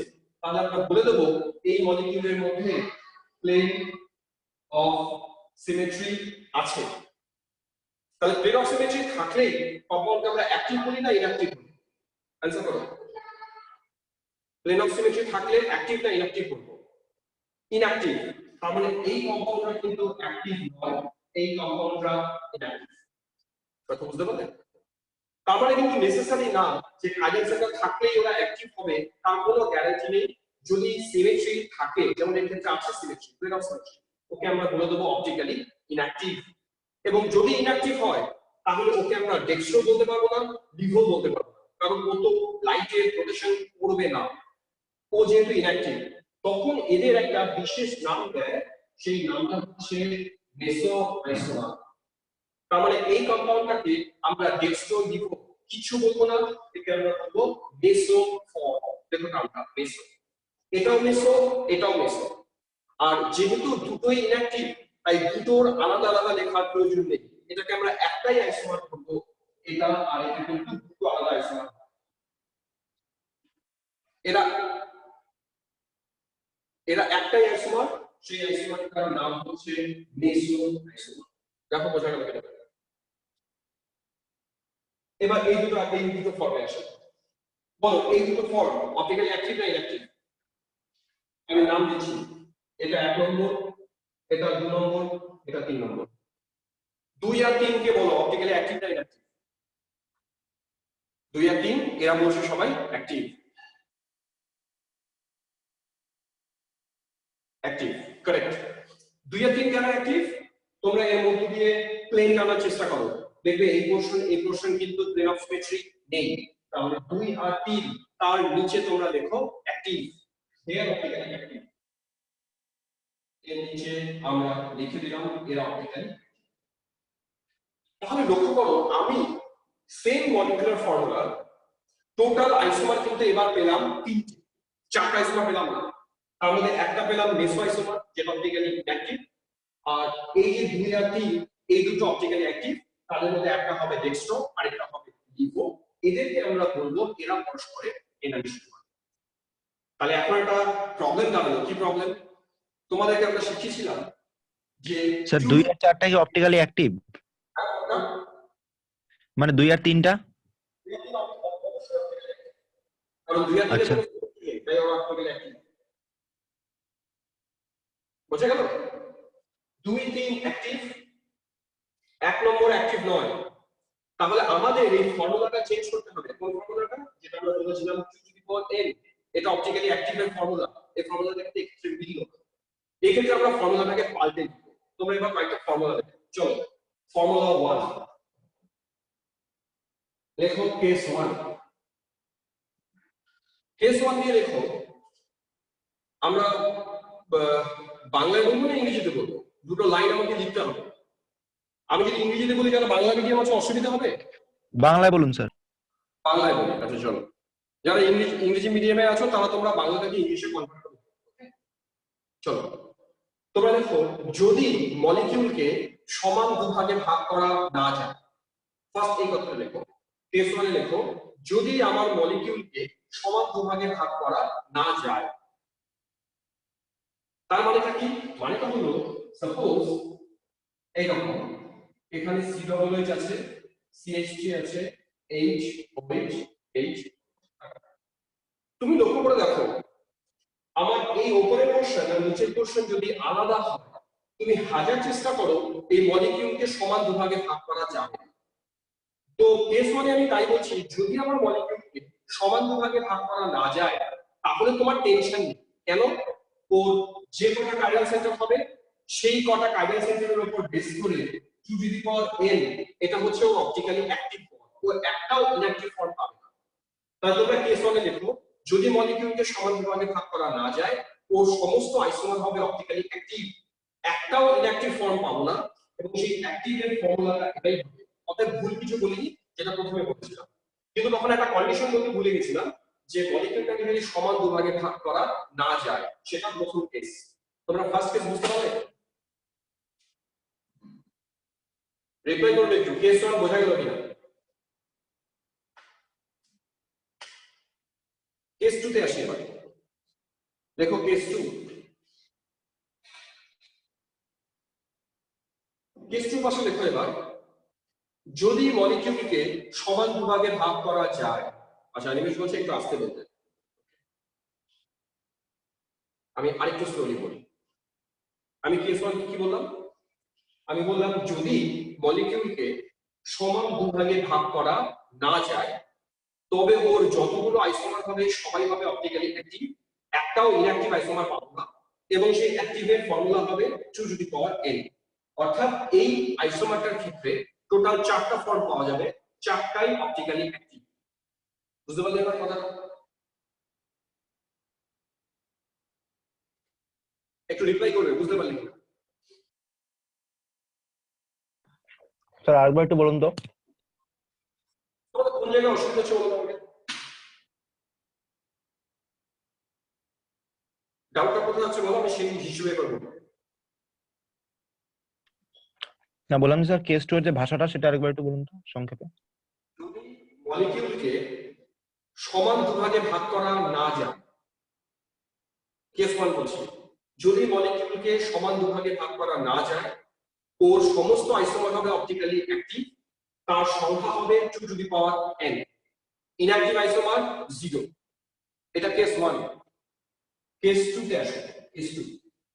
যদি কেস টু তে দেখো, যদি মলিকিউলকে সমান দুভাগে ভাগ করা যায়, সেটা কেস টু, এবং তার সাথে কন্ডিশন কাইরাল কার্বনের সংখ্যা যদি ইভেন হয়, ইভেন মানে জোড় সংখ্যা যদি হয়, যেমন এখানে কাইরাল কার্বন জোড় সংখ্যা, এবং এটা যদি COOH করে দিই, তোমরা তাকাও, যে মাত্র এটা COOH করে দিলাম, এটাও COOH করে দিলাম, এবার কিন্তু মলিকিউলটাকে দুভাগে ভাগ করা যাবে। এই কেসটা কেস টু। তাহলে কেস টুটা কোন কেস? যেখানে মলিকিউলকে সমান দুভাগে ভাগ করা যাবে এবং n এর সংখ্যা হবে জোড় সংখ্যা। সেক্ষেত্রে অ্যাক্টিভ ইনঅ্যাক্টিভ দুটো ফর্মই থাকবে। অ্যাক্টিভ ফর্মের সংখ্যা কত? এটা। সেক্ষেত্রে যেটা হবে, অ্যাক্টিভ আইসোমার তার সংখ্যা হবে 2n-1। এটা অ্যাক্টিভ আইসোমারের সংখ্যা। লিখবে না সবাই, এই ফর্মুলাটা একটু কমপ্লিকেটেড ফর্মুলা, মুখস্থ করতে হবে। তাহলে সেক্ষেত্রে অপটিক্যালি অ্যাক্টিভ 2n-1, এটা অ্যাক্টিভের ফর্মুলা। আর ইনঅ্যাক্টিভের ফর্মুলাটা কি? আমি তারপর উদাহরণ দেব। ইনঅ্যাক্টিভের ফর্মুলা হবে 2n-2/2। আমি মিলিয়ে দেবো তারপরে, 2n-2/2, এটা ইনঅ্যাক্টিভের ফর্মুলা। স্যার 2 এর পাওয়ারটাই কি n-2/2? হ্যাঁ, 2 এর পাওয়ারে n-2/2। আমি উদাহরণ দিচ্ছি, দেখো এখানে লক্ষ্য করো কার্বন কার্বনের সংখ্যা কত? দুটো। 2 এখানে বসাই, চলো। তাহলে এখানে 2 বসালে কি দাঁড়াচ্ছে? 2^2-1। তাহলে 2^1 মানে 2, দুটো অপটিক্যালি অ্যাক্টিভ। তাহলে এর অপটিক্যালি অ্যাক্টিভ আইসোটোপ কত? দুটো। সেই দুটো কোনটা ছিল? এই যে এই দুটো ছিল সেই যারা অপটিক্যালি অ্যাক্টিভ। আর ইনঅ্যাক্টিভে যাই, ইনঅ্যাক্টিভের ফর্মুলা এই ফর্মুলায় চলো ফিল। তাহলে ইনঅ্যাক্টিভ হবে হচ্ছে 2 to the power 2 minus 2 by 2, 2 minus 2 মানে তো 0, 2 to the power 0, তার মানে 1, এর একটাই হবে ইনঅ্যাক্টিভ, সেটা কোনটা ছিল? এই যে বেস অফ ফর্ম ছিল, এই বেস অফ ফর্মটা অপটিক্যালি ইনঅ্যাক্টিভ। কঠিন লাগছে না বোঝা গেল? একটু স্লো করি, বোঝা গেল? ওকে, ঠিকঠাক, ওকে। কেস 2 বুঝিয়ে দিলাম, এবার কেস 3 তে আসি। লেখো কেস 3। কেস 3 হচ্ছে যদি দুভাগে ভাগ করা যায় কিন্তু আগে কথা ছিল n টা ইভেন, এবার যদি n অড হয়, n যদি বেজোড় সংখ্যা হয়, যদি n বেজোড় সংখ্যা হয়, তাহলে কেস 3 আগে বোঝার চেষ্টা করো। মলিকিউলকে সমান দুভাগে ভাগ করা যাবে কিন্তু n হবে বেজোড় সংখ্যা, সেক্ষেত্রে কি হবে ফর্মুলাটা?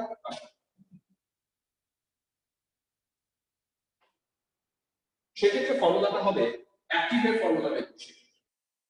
অ্যাক্টিভ হবে 2 to the power n minus 1 minus 2 to the power n minus 1 by 2, এটা হবে অ্যাক্টিভের ফর্মুলা। আর ইনঅ্যাক্টিভের ফর্মুলা কি হবে? 2 to the power n minus 1 by 2, এটা ইনঅ্যাক্টিভ। আমি উদাহরণ দিচ্ছি, তোমরা আগে লেখো। nটা কি? nটা নাম্বার অফ কাইরাল সেন্টার, যতগুলো কাইরাল সেন্টার থাকবে সেই সংখ্যাটা হচ্ছে n।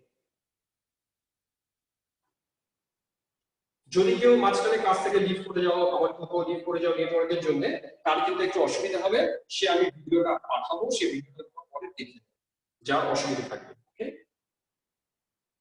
8টা বাজে। আচ্ছা, একটা উদাহরণ দিচ্ছি, এবার কেস 3 উদাহরণ দিচ্ছি একটা।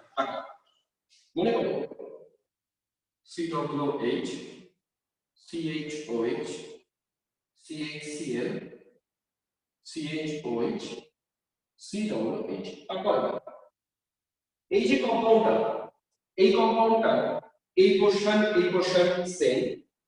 আমি যদি মাঝখানে কার্বন দিয়ে একটা প্লেন কনসিডার করি, তাহলে উপরের অংশ নিচের অংশ সেম, তার মানে একে সমান দুভাগে ভাগ করা যাবে। ক্লিয়ার?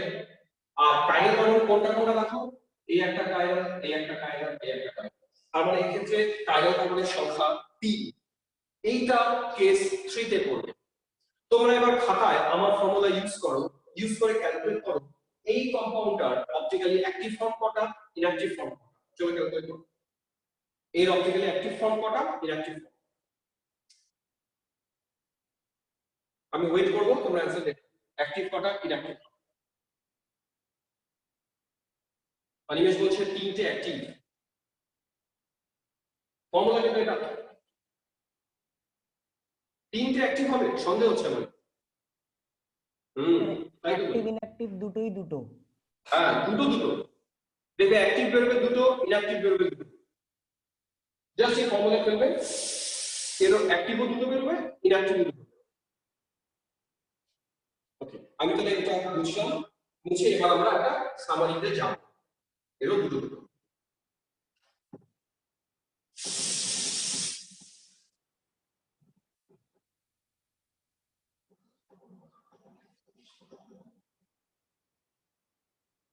আচ্ছা, তাহলে সামারিটা কি?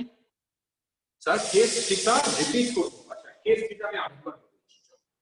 কেস থিটা কি বলছি জানো? আমি একটা উদাহরণ দিচ্ছি তোমাদেরকে, তারপরে আসছি। চলো, মনে করো COOH CHOH CHCl CHOH CH3। প্রথম বলো আমাকে এই মলিকিউলটাকে দুভাগে ভাগ করা যাবে না যাবে না। ফার্স্ট এটা আইডেন্টিফাই করবে, দুভাগে ভাগ করা যাবে না যাবে। রিটার্ন বললো যাবে না। যাবে না কি দেখে বুঝলাম? এই কার্বন দেখে বুঝলাম যাবে না। দুটো তো আলাদা। যদি না যায়, কেউ বলো তো কেস 1, কেস 2, কেস 3 কোনটা, কোন কেস? যদি দুভাগে ভাগ করা না যায় তবে কোন কেস? সবাই বলছে কেস 1। ভেরি গুড, তার মানে এটা কেস 1। তাহলে বলো এর অ্যাক্টিভ ফর্ম কটা, ইনঅ্যাক্টিভ ফর্ম কটা? কেস 1 যদি হয় তবে অ্যাক্টিভ ফর্ম, ইনঅ্যাক্টিভ ফর্মের সংখ্যা বলে দাও। কেস 1 বাহ, ভেরি গুড। কেস 1 যেহেতু দুভাগে ভাগ করা যায় না, তাহলে active form 2 to the power n। এটা কি কাইরাল কার্বনের সংখ্যা 1 2 3, তিনটে কাইরাল কার্বন 2 টু দি পাওয়ার 3 8টা। তার মানে এই কম্পাউন্ডের 8টা আইসোমার হবে যারা অপটিক্যালি অ্যাক্টিভ। বুঝতে পারলাম? 8টা আইসোমার অ্যাক্টিভ, ইনঅ্যাক্টিভ আইসোমার 0। এর ইনঅ্যাক্টিভ আইসোমার 0। ক্লিয়ার? এবার যেই মাত্র এই CH3টাকে সরিয়ে আমি COOH করে দিলাম, এবার কিন্তু কেস 1 নয়, কারণ মলিকিউলটাকে সমান দুভাগে ভাগ করা যায় এবং বেজোড় সংখ্যা আছে। দেখো কার্বন কার্বনের সংখ্যাটা আর বেজোড় সংখ্যা কেস 3 তে চলে যাবো সঙ্গে সঙ্গে। বলো, এবার কেস 3 তে আসি। কেস 3 তে অ্যাক্টিভ, কেস 3 তে অ্যাক্টিভের ফর্মুলা কি ছিল? কেস 3 তে অ্যাক্টিভের ফর্মুলা ছিল 2 to the power n minus 1 minus 2 to the power n minus 1 by 2। এটা হলো অ্যাক্টিভ। চলো ফর্মুলা ফেলি। 2 to the power 3 minus 1, 2 to the power 3 minus 1 by 2। এটা কত হয়? 4। এটা কত হয়? 2।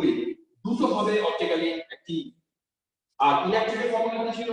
2 to the power n minus 1 by 2।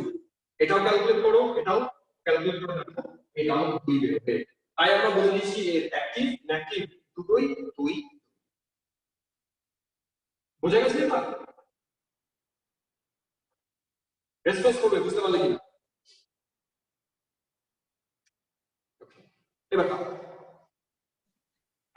এবার আমরা কি করছি? ধরা যাক এই জিনিসটা মাঝখান থেকে দিলাম মুছে দিয়ে এরকম করে দিলাম। বলতো কোন কেস? এবার এটা কোন কেস? কেস 2। কেন কেস 2? মলিকিউলটাকে দুভাগে ভাগ করা যাচ্ছে। কেস 3 নয় জয়া, এবার কেস 2। মলিকিউলটাকে দুভাগে ভাগ করা যায় এবং কাইরাল কার্বনের সংখ্যা বেজোড় না জোড় সেটা দেখো। কাইরাল কার্বনের সংখ্যা জোড়, তারপরে কেস 2। কেস 2 ধরে এবার অ্যাক্টিভ ইনঅ্যাক্টিভ বের করে ফেলবে। অ্যাক্টিভ হবে দুটো, ইনঅ্যাক্টিভ হবে একটা। এই হচ্ছে তোমার। আচ্ছা, এইটুকু অবধি বলো তো, কঠিন লাগছে না সহজ লাগছে পড়াটা আজকে? আচ্ছা, অনেকে বলছে একদম ক্লিয়ার হচ্ছে। ওকে, ক্লিয়ার বলতে এবার প্রবলেম কিন্তু জটিল জটিল থাকবে, বুঝলে? বাড়িতে খুঁজে খুঁজে প্রবলেম দেবো। ঠিক আছে, এবার আমি আরেকটা সেকশনে ঢুকবো।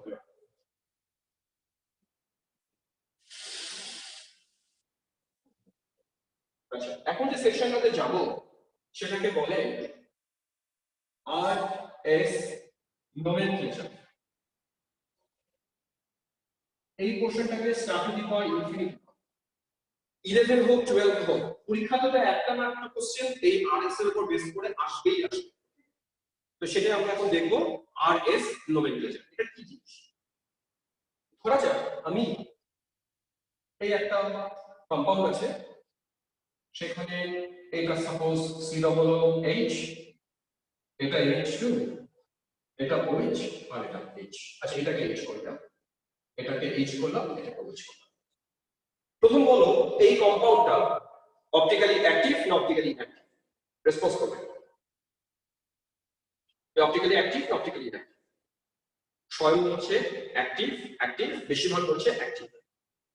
কেন অ্যাক্টিভ তোমরা কি করে বুঝলে এটা অ্যাক্টিভ? এর মধ্যে কাইরাল সেন্টার আছে একখানা। সেই কাইরাল সেন্টার কোনটা? এই যে কাইরাল সেন্টার। তাহলে বলো তো, এটা যদি অপটিক্যালি অ্যাক্টিভ হয় তবে এর এই কম্পাউন্ডটার কটা আইসোমার আমরা পেতে পারি? অ্যানসার করবে, এর কটা আইসোমার আমরা পেতে পারি? দুটো। কি করে বুঝলে দুটো? কাইরাল সেন্টার যেহেতু একটাই আছে, তাহলে 2 টু দি পাওয়ার 1 2 আসছে, এর দুটো আইসোমার পাওয়া সম্ভব। এটা একটা আইসোমার, আরেকটা আইসোমার আমি আছি, আরেকটা আইসোমার এটা পাওয়া সম্ভব, NH2 OH আর H। এখন তোমরা বলতে পারো যে আচ্ছা আমরা এই দুটো বাদ দিয়ে কি আর পেতে পারি না? পেতে পারি। স্ট্রাকচার আমরা অনেক বানাতে পারি, আমি একটু পরে আসবো, কিন্তু সেই স্ট্রাকচারগুলো এই দুটোর সাথে ইকুয়াল হয়ে যাবে, ইকুইভ্যালেন্ট হয়ে যাবে, আমি দেখাচ্ছি, সেটাতে পরে আসছি। আগে আমি এই কম্পাউন্ডটাকে যে অ্যাক্টিভ বললাম, তাহলে অ্যাক্টিভ বললে এ আইদার হতে পারে ডেক্সট্রো অথবা হতে পারে লিফো। সেটা কি হবে সেটা বোঝার জন্য আমরা এই নোমেনক্লেচারটা ব্যবহার করি, আর এস নোমেনক্লেচার। নোমেনক্লেচারটা এসো, নোমেনক্লেচারটা কি হবে? নোমেনক্লেচারটা করার আগে প্রথম এই যে কার্বনটা কাইরাল, তার সাথে যে চারটা গ্রুপ আলাদা আলাদা যুক্ত, তাদেরকে আমরা সিআইপি রুলে প্রায়োরিটি অনুযায়ী নাম্বারিং। আগে যে আমরা সিআইপি রুলটা বলেছিলাম, সেই সিআইপি রুলটা আমরা এদের ক্ষেত্রে অ্যাপ্লাই করব। চলো প্রথমে আসি, চারটা গ্রুপকে ভালো করে লক্ষ্য করো। এখানকার প্রথম অ্যাটম অক্সিজেন, এখানকার প্রথম অ্যাটম নাইট্রোজেন, এটা কার্বন, এটা হাইড্রোজেন। বলতো কোন গ্রুপটা সিআইপি তে 1 নম্বর প্রায়োরিটি পাবে? OH, very good pair, OH। কিসের উপর বেস করে আমরা বলছিলাম? আরেকবার বলি, অ্যাটমিক ওয়েটের উপর বেস করে। Oxygen 16, carbon 12, nitrogen 14, hydrogen 1। Atomic mass সবচেয়ে বেশি অক্সিজেনের, একে আমরা 1 নম্বর গ্রুপ দিলাম। নেক্সট 2 নম্বর প্রায়োরিটি কাকে দেব? 2 নম্বর প্রায়োরিটি দেব NH2 কে, কারণ অক্সিজেনের পরে নাইট্রোজেন, তারপরে আছে কার্বন, মানে 2 নম্বর প্রায়োরিটি ওকে দাও। 3 নম্বর প্রায়োরিটি বুঝেই গেছো, একে দেব। 4 নম্বর ওকে দেব। 4 নম্বরটা লেখার প্রয়োজন নেই, 4 নম্বর ছেড়ে দাও, 4 নম্বরটা কখনো লিখবে না। আচ্ছা চলো লিখি, এটা আমাদের প্রথম কাজ। তাহলে প্রথম কাজটা আরেকবার বলে দিই, আমরা সিআইপি রুলে 1 2 3 এভাবে আমরা এদেরকে প্রায়োরিটি দিলাম। এবার তোমরা কি করবে, 4 নম্বরটাকে ইগনোর করে 1 হয়ে 2 হয়ে 3 এ যাও। আরেকবার বলি কথাটা, 1 থেকে শুরু করো, স্টার্টিং ফ্রম 1, দেন প্রসিড করো 2 2 3। 4 কে ইগনোর করবে, 4 কে রোটেট করতে পারবে না, কোন দিক দিয়ে রোটেশনটা হচ্ছে। এবার তাকাও, এই রোটেশনটা ভালো করে বোঝো, এটা ক্লকওয়াইজ রোটেশন নাকি অ্যান্টি ক্লকওয়াইজ রোটেশন? চলো অ্যানসার করো। অ্যান্টি মানে ঘড়ি দেখো, ঘড়ি কাঁটাতে এদিকে ঘুরে, এটা ক্লকওয়াইজ, এরকম হলে বলতাম ক্লকওয়াইজ রোটেশন। যেহেতু হচ্ছে এরকম, এটাকে বলবো অ্যান্টি ক্লকওয়াইজ রোটেশন। এখানে বলা হয়েছে যদি রোটেশনটা আমরা অ্যান্টি ক্লকওয়াইজ পাই, ভালো করে শুনতে কথাটা, যদি রোটেশনটা অ্যান্টি ক্লকওয়াইজ পাই, সেই কার্বনটাকে আমরা বলি এস কনফিগারেশনের কার্বন। যদি রোটেশনটা এরকম ক্লকওয়াইজ পেতাম, সেই কনফিগারেশনটাকে আমরা আর বলে দিতাম। এই আর এবং এস এগুলো কিন্তু সিগনিফিক্যান্ট। আর ফর রেকটাস, এগুলো সব জার্মান ওয়ার্ড। সেই জার্মান ওয়ার্ডের যদি আমরা বাংলা বা ভারতীয় ভাষায় কনভার্ট করি, তাহলে ক্লকওয়াইজ রোটেশন বলতে পারা আর বোঝায়, R for rectus. S for sinister, সেটার অর্থটা হচ্ছে অ্যান্টি ক্লকওয়াইজ রোটেশন। তাহলে আমরা এই কার্বনটাকে চোখ বন্ধ করে বলতে দেব এটা এস কনফিগারেশনের কার্বন। বুঝতে পারলে এস কনফিগারেশন কি করে বুঝলাম? এস কনফিগারেশন আমি দেখলাম যে আমার রোটেশনটা দাঁড়ালো অ্যান্টি ক্লকওয়াইজ, তাই বলে দিলাম এস কনফিগারেশন। তুমি এই কম্পাউন্ডে এসো এবার, চলো প্রায়োরিটি করি। প্রায়োরিটি তো করাই আছে, 1 2 3। এর হচ্ছে 4 নম্বর, একে ইগনোর করো। 1 2 3 হয়ে ঘুরতে শুরু করো। 1 হয়ে 2 হয়ে 3 এ গেলাম। বলো রোটেশনটা কেমন? রোটেশনটা 1 হয়ে 2 হয়ে 3 এ, এই যে রোটেশন, এই রোটেশন আর রেকটাস, এটা আর। বোঝা গেল জিনিসটা?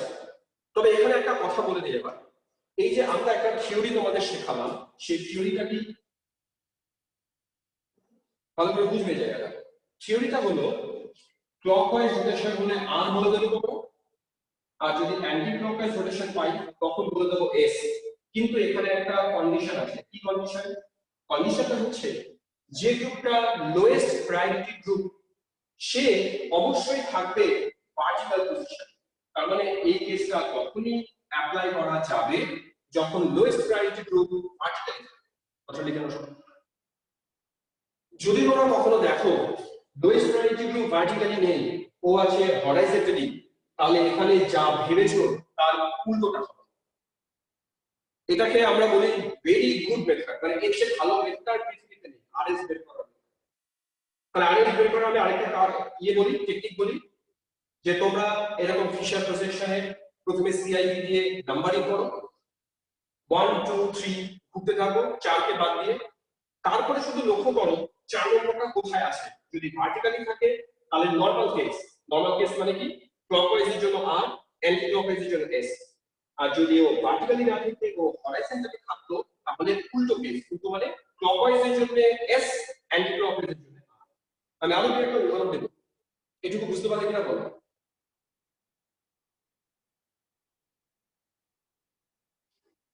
ওয়েট করছি তোমাদের রেসপন্সের জন্য। এটা হচ্ছে বুঝতে পারছি। আরেকটা তাহলে উদাহরণ দিই, আরেকটা উদাহরণ দিই। আচ্ছা, সেই উদাহরণে যাওয়ার আগে আরেকটা কথা বলি।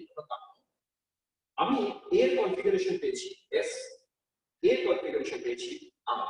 তার মানে এদের দুজনের কনফিগারেশন উল্টো। তাহলে একজন লাইটকে যেদিকে ঘোরাবে আরেকজন লাইটকে কিন্তু তার উল্টো দিকে ঘোরাবে। যেটাকে আর পেয়েছো সেই আরটাকে আমরা বলে দেব ডেক্সট্রো আইসোমার। বুদ্ধিমা বলছে কন্ডিশনটা কি বললেন, কথা কেটে যাচ্ছে। বুদ্ধিমা আরেকবার আমি একবার বলি যে এখানে যেটা বলতে চাইছি আর ফর আর দেখলে আমরা বলে দেবো ডেক্সট্রো, এস বেরিয়েছে এটাকে বলে দেবো আমরা লিভোর। এখন তুমি তাকিয়ে দেখো, মনে করো আমি এই জিনিসটা আরেকটা ফর্ম ড্র করব। আমরা এটাকে এরকম করতেই পারতাম, এটাকে H2 করলাম, এটাকে CWH করলাম, এই দুটোকে চেঞ্জ করলাম পজিশন। লক্ষ্য করেছো কাকে পজিশন চেঞ্জ করলাম, আবার এই দুটোকে পজিশন চেঞ্জ করলাম, এই হাইড্রোজেন রাখলাম, এই OH রাখলাম। তোমরা বুঝতে পারলে কি করলাম, আমি আমার ইচ্ছে মতো বানালাম একটা, এই দুটোকে এক্সচেঞ্জ করলাম, এই দুটোকে এক্সচেঞ্জ করলাম। তাহলে দেখো কি দাঁড়ায়। চলো নাম্বারিং করো সবাই। প্রাইস হচ্ছে 1, পাইথন কি বলছে, এই एग्जांपल লোয়েস্ট গ্রুপ হরাইজন্টালি আছে 1 2 3, রোটেট করি 1 2 3, চার নম্বরটা এটা 1 হয়ে 2 হয়ে 3 তে গেছে। ক্লকওয়াইজ ঘুরছি, ঘুরছি কিন্তু ক্লকওয়াইজ। ক্লকওয়াইজে জেনারেলি কি হওয়ার কথা, ক্লকওয়াইজে হওয়ার কথা। আমরা ডেক্সট্রো রোটারি লিবরেটরি এখানে বলবই না আগে, আমরা এখানে শুধু আরএস নিয়ে মাথা ঘামাবো। হ্যাঁ দেখো ক্লকওয়াইজে আমার আর হওয়ার কথা, কিন্তু আরটা কখন হওয়ার কথা, যদি লোয়েস্ট প্রায়োরিটি ভার্টিক্যালি থাকতো তো এখানে আছে কোথায়, হরাইজন্টালি। তাহলে যা হওয়ার কথা তার উল্টোটা হবে। তাহলে ক্লকওয়াইজের জন্য আর হওয়ার কথা, এটা হবে এস কনফিগারেশন। সবাই কি বুঝতে পারছো? সাত্বিক আমার ঘড়ির ছবি দিয়েছে এখানে, আমাকে 1:30 বাজলে রিমাইন্ডার দেবে। হ্যাঁ 1:30 বেজে গেছে। তোমরা আমার এই কথাটা বুঝলে না বুঝলে না বলো। তাহলে এই কনফিগারেশনটা কিন্তু দাঁড়ালো কি এস। বলছে কোনটা হরাইজন্টাল, এই যে হরাইজন্টাল লাইন, এটাকে বলে হরাইজন্টাল লাইন, এটা ভার্টিক্যাল লাইন। যদি ভার্টিক্যাল লাইনে থাকে নরমাল কেস, যদি হরাইজন্টালে থাকে যা হওয়া উচিত তার উল্টোটা হবে। আমি আরেকটা উদাহরণ দিই আসি।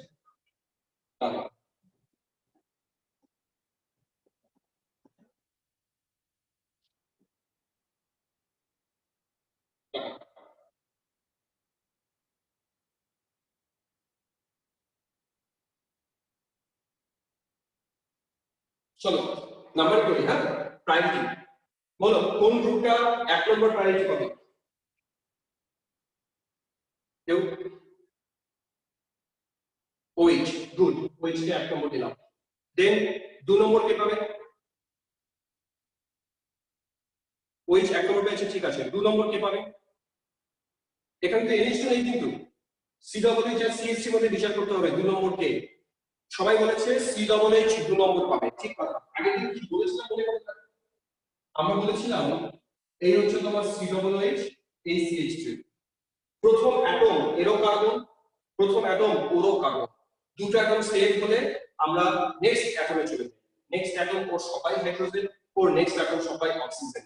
তাহলে একে 2 নম্বরে দেব, একে 3 নম্বরে রাখবো। ওকে, এবার চলো ঘুরতে শুরু করি। 1 হয়ে 2 হয়ে 3, তার মানে রোটেশনটা দেখো কেমন রোটেশন, রোটেশনটা অ্যান্টি ক্লকওয়াইজ। অ্যান্টি ক্লকওয়াইজে এস হওয়ার কথা, কিন্তু হাইড্রোজেন কোথায় আছে? হাইড্রোজেন কোথায় আছে? এস হওয়ার কথা, কিন্তু এটা নরমাল না, এটা উল্টো কেস, এটা হবে আর কনফিগারেশন। ব্যাপারটা কি ক্লিয়ার হলো তোমার? আমি জানি এটা একটু কমপ্লিকেটেড লাগবে, এটা আস্তে আস্তে প্রবলেম করতে করতে ঠিক হবে তোমার। বাড়িতে বসে বসে এরকম স্ট্রাকচার তুলে করার চেষ্টা করবে। আমরা আজকে যেটা করছি সেটা হচ্ছে সিম্পলেস্ট কেসগুলো দেখছি।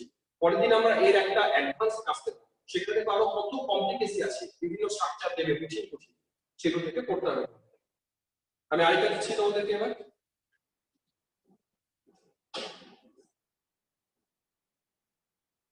এগুলো সবই সহজ কেস।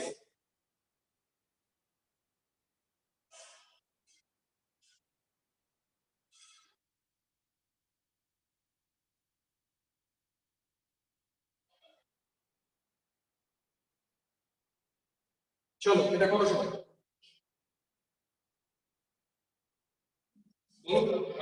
প্রায়োরিটি কোনটা পাবে এখানে? অ্যাসাইনমেন্টটা এই বিষয়ের উপরে হ্যাঁ করবো না করে সবচেয়ে বেশি প্রায়োরিটি কাকে দেবে বলো? আগে NH2 কে দেবে। চলো NH2 এক। 2 নম্বর প্রায়োরিটি, 2 নম্বর প্রায়োরিটি COOH এ 2 নম্বর। 3 নম্বর, 3 নম্বরে একটা প্রবলেম। 3 নম্বরে এদিকে আছে ইথাইল, এদিকে আছে মিথাইল। চলো রেসপন্স করো, ইথাইল মিথাইল কে প্রায়োরিটি পাবে? 3 নম্বর। বাবা পিয়ারি পুরো ফেলেছে এস। ইথাইল বেশি প্রায়োরিটি পাবে, ঠিক। এটা 3 নম্বর, এটা 4 নম্বর। চলো এবার ঘুরি, 1 2 3 হয়ে ধরো। চলো ধরো 1 2 3 ঘুরছি অ্যান্টি ক্লকওয়াইজ, তাই না? 1 2 3 অ্যান্টি ক্লকওয়াইজ ঘুরছি, অ্যান্টি ক্লকওয়াইজে হয় এস। কিন্তু এই যে বারে বারে কিন্তু কথাটা বলি, কিন্তু লোয়েস্ট প্রায়োরিটি গ্রুপ কোথায় আছে? হরাইজন্টালি আছে। লোয়েস্ট প্রায়োরিটি যদি হরাইজন্টালি থাকে, যেটা হওয়ার কথা তার সবসময় উল্টোটা। তাই হওয়া উচিত ছিল অ্যান্টি ক্লকওয়াইজের জন্য এস, এই কার্বনটা ডেফিনেটলি হবে আর। আচ্ছা একটু ফ্র্যাঙ্কলি বলো তো, তোমরা বুঝেছো না বোঝো? ফ্র্যাঙ্কলি বলো।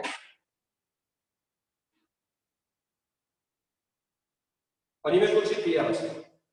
আমি সবার কাছ থেকে জানতে চাইবো যে এটা ক্লিয়ার আছে। এটা না ক্লিয়ার থাকলে আমরা পারবো না নেক্সট প্রসেস করতে পারবো না। এই কনসেপ্ট যদি ক্লিয়ার না থাকে আমরা কঠিন প্রবলেমে ঢুকতেই পারবো না।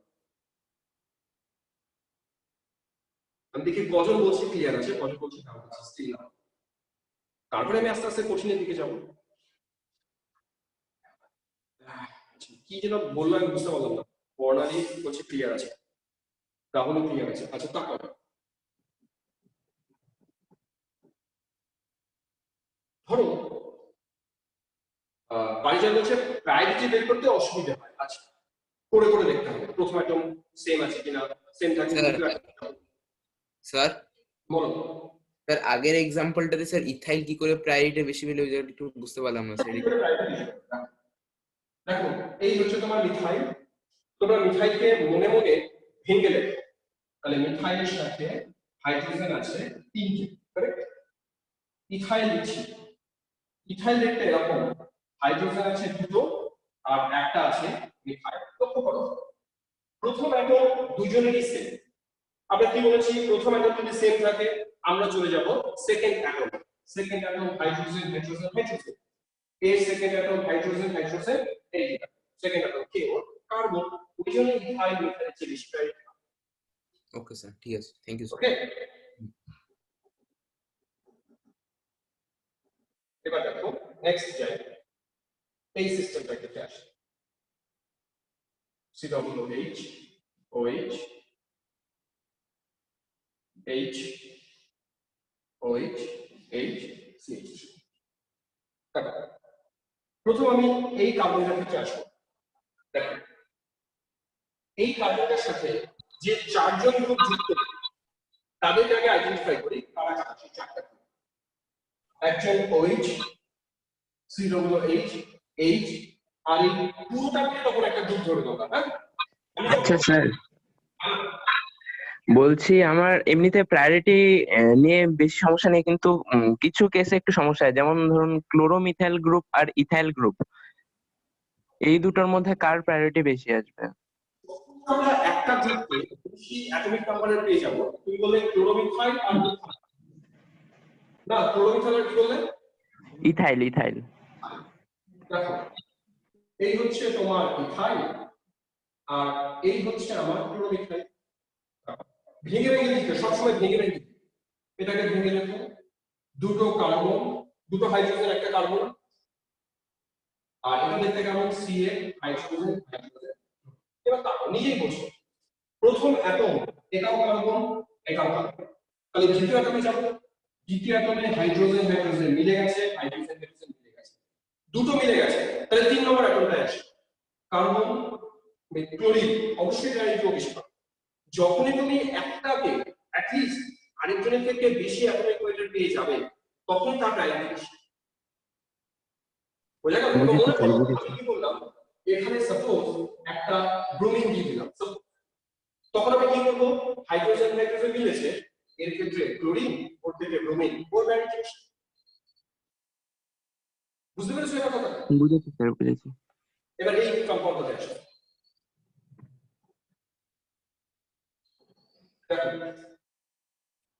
এই কার্বনটার সাথে যারা চারজন যুক্ত তাদেরকে বের করে দিচ্ছি। এবার প্রায়োরিটি বলি, তোমরা প্রথম অ্যাটমটা লক্ষ্য করো, আমি ঠিক দিচ্ছি প্রথম অ্যাটমগুলো, অক্সিজেন, কার্বন, হাইড্রোজেন, আর এটাও কিন্তু কার্বন। চলো বলি প্রথম অ্যাটম অনুযায়ী প্রায়োরিটি 1 নম্বর কি হবে? OH, carbon, carbon, hydrogen, oxygen, প্রথম প্রায়োরিটি OH, একে 1 নম্বর হলো। এবার 2 নম্বর কাকে দেবো? 2 নম্বরে কিন্তু প্রবলেম আছে, 2 নম্বর দিতে। কেন প্রবলেম আছে? এটাও সি, এটাও সি। আমরা কি শিখেছি যে প্রথম অ্যাটম যদি সেম হয় আমরা চলে যাব সেকেন্ড অ্যাটমে। এবার সেকেন্ড অ্যাটমটা যাওয়ার সময় প্রবলেম কি? দেখো এর সেকেন্ড অ্যাটম কারা আইডেন্টিফাই করো, অক্সিজেন, কার্বন, হাইড্রোজেন। তার মানে ওর second atom oxygen, carbon, hydrogen. আর ওর সেকেন্ড অ্যাটম কারা লিখে দিচ্ছি। ওর সেকেন্ড অ্যাটম হচ্ছে এরকম, তো আমরা কি বলেছি, ডাবল বন্ড অক্সিজেনকে আমরা দুটো অক্সিজেন ধরি, ডাবল বন্ড অক্সিজেনকে দুটো অক্সিজেন ধরি। ওর সেকেন্ড অ্যাটমে যাও, অক্সিজেন, অক্সিজেন, অক্সিজেন। ওর সেকেন্ড অ্যাটম অক্সিজেন একটাই মিলে গেল, কিন্তু বাকি ক্ষেত্রে কার্বন, হাইড্রোজেন, বাকি ক্ষেত্রে দুটি অক্সিজেন। বলো তো সেকেন্ড প্রায়োরিটি কার? C double H. তাহলে আমরা ওকে দেব 2 নম্বর, এই গ্রুপটাকে দেব 3 নম্বর, এ আসবে আমার 4 নম্বর। এবার বুঝতে পারলে প্রায়োরিটি কিভাবে হবে হলো। এবার তোমরা রোটেশন করতে শুরু করো। চলো 1 2 3 হয়ে যাবে 4 কে বাদ দিয়ে। এক কোথায়, এই যে 1, এই যে 2, এই যে 3, শুরু করো। হ্যাঁ 1 2 3, বলো রোটেশনটা কেমন? এই দেখো 1 2 3 রোটেশন দেখো, এই যে রোটেশন অ্যান্টি ক্লকওয়াইজে জেনারেলি এস হয়, কিন্তু এই যে কোথায় আছে, এ আছে হরাইজন্টালি, এই কার্বনকে বলে দেব আর। বুঝলাম ব্যাপারটা? আচ্ছা এইবার তোমরা কি করো, আমি এই স্ট্রাকচার থেকে আরেকবার তুলি, এখানে কাটাকাটি হয়েছে অনেক, এই স্ট্রাকচার থেকে আরেকবার তুলি। এটা সি ডবল এইচ, এটা এইচ, এটা OH ছিল, এটা OH, এটা H, এটা CH3। তোমরা আমাকে এবার করে দাও এই কার্বনটার কনফিগারেশন কত, এই কার্বনটার কনফিগারেশন কত, এইটুকু তোমরা করে দাও। কটা বাজে একজন আমাকে একটু বলো না। স্যার 8:26। শেষ করে ফার্স্ট এই কার্বনটার কনফিগারেশন কত?